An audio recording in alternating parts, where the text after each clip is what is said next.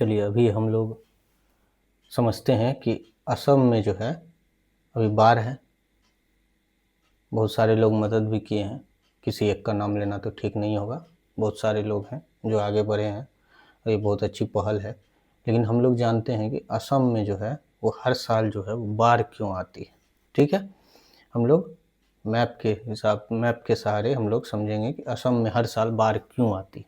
ठीक है, और इसका बाद में उपाय भी हम लोग समझेंगे कि क्या उपाय कर सकते हैं। हम एक देश का हम लोग एग्जाम्पल भी लेंगे कि वो किस तरह से बाढ़ को कम कर रहा है। ठीक है, तो चलिए समझते हैं असम में बाढ़ क्यों आती है।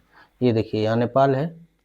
नेपाल से एक नदी आती है, अरुणाचल प्रदेश में इंटर करती है और अरुणाचल प्रदेश से इंटर करके होते हुए असम को जाती है और असम से होकर बांग्लादेश चली जाती है। ठीक है, अब ये नदी जो है, ये नदी अरुणाचल प्रदेश में जब इंटर करती है तो इसको हम लोग बोलते हैं ब्रह्मपुत्र।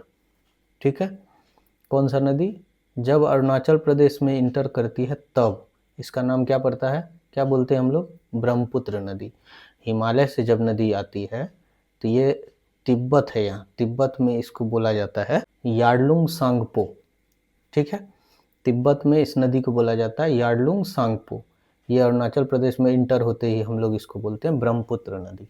ठीक है, दूसरी बात ये कि नेपाल के हिमालय से जब वहाँ से आती है नदी तो ये रास्ता जो है, ये इसकी चौड़ाई जो है बहुत कम होती है, पतली होती है, तो पानी की स्पीड बहुत ज़्यादा होती है। ठीक है, तो नेपाल हिमालय से जो पानी आती है वो पानी के साथ साथ सेडिमेंट्स भी लाती है अपने साथ। सेडिमेंट्स का कहने का मतलब हो गया, इसको हिंदी में बोलते हैं अवसाद, जैसे रॉक पार्ट्स हो गया, फिर मिट्टी हो गया, ये सब सेडिमेंट्स कहलाता है। ठीक है, तो पानी के साथ साथ सेडिमेंट भी नेपाल के रास्ते हिमालय से जो नदी निकलती है उससे आती है। क्योंकि इस नदी का चौड़ाई कम होती है तो ऑब्वियस सी बात है पानी की स्पीड बहुत ज़्यादा होगी, तो ये पानी के साथ साथ अपने साथ बहा के लाती है सेडिमेंट्स को। कहाँ? अरुणाचल प्रदेश होके असम में। यहाँ भी जो है पानी के साथ साथ सेडिमेंट्स आती है, असम में इंटर करती है। चूँकि असम में ब्रह्मपुत्र की चौड़ाई जो है बहुत ज़्यादा हो चुकी है। ठीक है, तो चौड़ाई ज़्यादा हुई है तो पानी की स्पीड, ऑब्वियस सी बात है, फिर एक बार जब चौड़ाई ज़्यादा होगी नदी की तो पानी की स्पीड कम हो जाएगी। यहाँ नदी की चौड़ाई कम थी तो पानी की स्पीड ज़्यादा थी, जिसके कारण सेडिमेंट्स को भी बहा के ले आ रही है। ठीक है, असम में आके इतनी कटाई हो गई कि ब्रह्मपुत्र नदी अब चौड़ी हो गई है बहुत ज़्यादा पहले से। ठीक है, तो सेडिमेंट्स जो आती है तो पानी का स्पीड चौड़ाई के कारण कम हो जाती है, तो जैसे ही पानी की स्पीड कम हो जाती है सेडिमेंट्स जो है वो नीचे बैठने लग जाते हैं। ठीक है, पानी के नीचे बैठने लग जाते हैं, यानी सतह में बैठने लग जाते हैं। तो जैसे ही सतह में बैठते हैं तो पानी का फ्लो जो है वो ऊपर आ जाता है। ठीक है, ये बात हो गई पहली। दूसरी बात ये है कि मानसून सीजन जब आता है, जैसे कि अभी के समय में असम में बाढ़ आया हुआ है, तो मानसून का समय जो आता है, मानसून के समय में यहाँ एक सहायक नदी है जिसको बोलते हैं मानस नदी। ठीक है, यहाँ पे असम के इस साइड में एक नदी है सहायक नदी, मानस नदी। ठीक है, अरुणाचल प्रदेश में एक नदी, यहाँ पे एक नदी है सुबनसरी नदी। ठीक है, यहाँ पे एक नदी है सुबनसरी नदी, यहाँ पे एक नदी है मानस नदी, और यहाँ असम के इस कोने में है लोहित नदी, और यहाँ है दिबांग नदी। ठीक है, ये चार सहायक नदी है जो ब्रह्मपुत्र को कनेक्ट करती है। ठीक है, जब मानसून सीजन आती है, भारी वर्षा होती है, तो ये चारों जो है नदी ओवरफ्लो करती है और ये ब्रह्मपुत्र में पानी जाती है। तो ऑटोमेटिक सी बात है कि जब ये ओवरफ्लो करके पानी देगी ब्रह्मपुत्र में, चूँकि ब्रह्मपुत्र का सेडिमेंट्स जो है वो पानी के साथ जो आया था नेपाल से, वो सेडिमेंट्स जो है वो बैठा हुआ रहता है, तो पानी का फ्लो ऑटोमेटिक पहले से ही ऊपर रहता है, और ये चारों सहायक नदी जो पानी देती है ओवरफ्लो होने के बाद, तो ब्रह्मपुत्र भी जो है वो ओवरफ्लो हो जाता है। ठीक है, ब्रह्मपुत्र ओवरफ्लो के होने के कारण असम में जो है पूरी बाढ़ की स्थिति बनी रहती है इस मौसम में, मानसून सीजन में। ठीक है, ये तो हो गई बाढ़ की।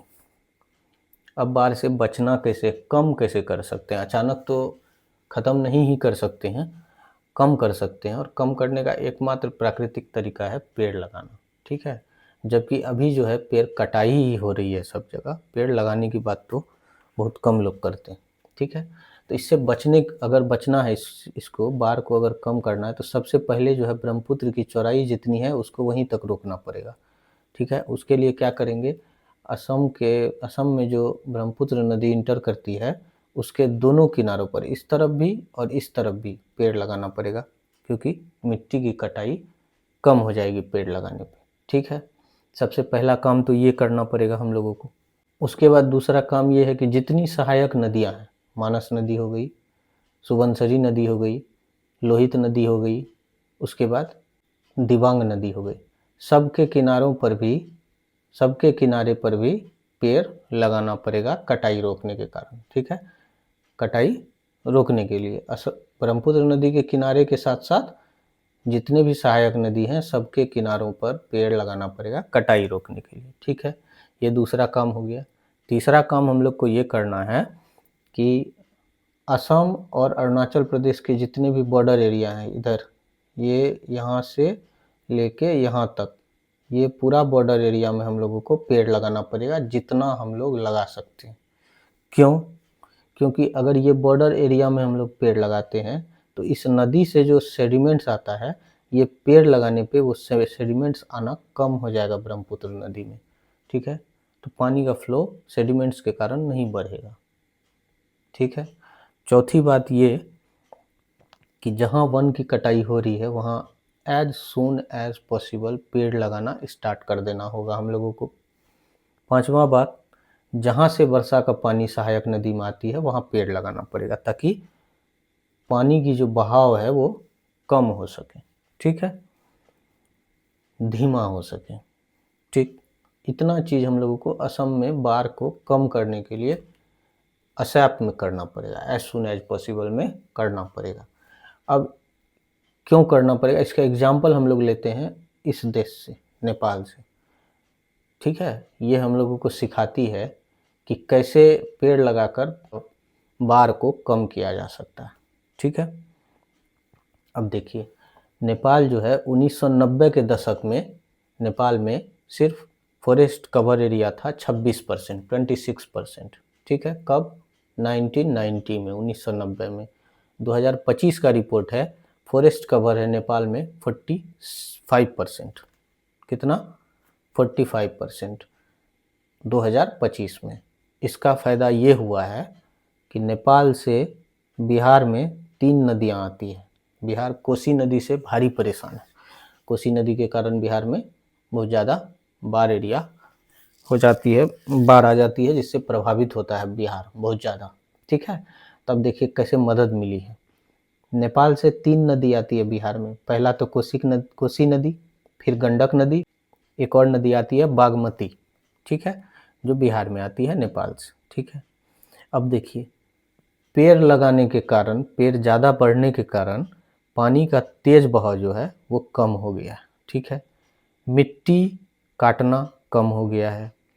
ठीक है, जिससे हम लोगों को भी पॉजिटिव इम्पैक्ट आया है। ठीक है, नदियों में सेडिमेंट्स जो होते हैं वो बिहार में आना कम हो गया है, क्योंकि इस एरिया में, बॉर्डर एरिया में पेड़ लगा हुआ है। ठीक है, वर्षा का पानी धीरे धीरे बहने लगा है। ठीक है, बाढ़ की तीव्रता, जो अचानक जो बाढ़ आ जाती थी वो कुछ क्षेत्रों में कम हो गया है, अचानक बाढ़ नहीं आती है। ठीक है, तो इसमें जो है कभी कभी पड़ोसी देश जब डेवलप करता है तो इससे हम लोगों को भी फायदा हो जाता है। इसका जीता जागता एग्जाम्पल है नेपाल।